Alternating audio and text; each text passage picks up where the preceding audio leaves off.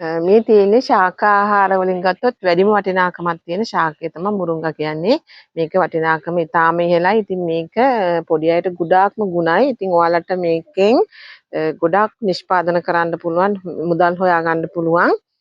මේකේ කැප්සූල් හදාන්න පුළුවන්. ඊට පස්සේ කැඳ හදා ගන්න පවුඩර් වශයෙන් එහෙම හදා ගන්න පුළුවන්. ඊට පස්සේ ටී බෑග් කරන්න පුළුවන්.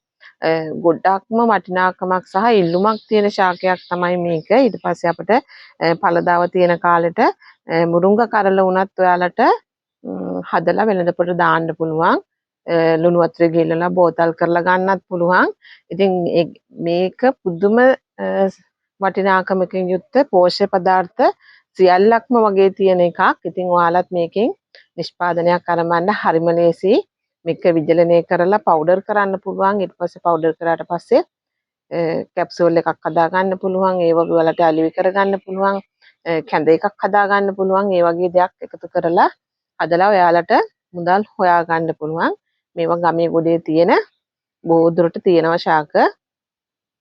ඉතින් ඔයාලත් මේ වගේ එකකින් පටන් ගන්න ඔයාලගේ ජීවිතේ ජය ගන්න හොඳම අවස්ථාවක් කියලා මම හිතනවා.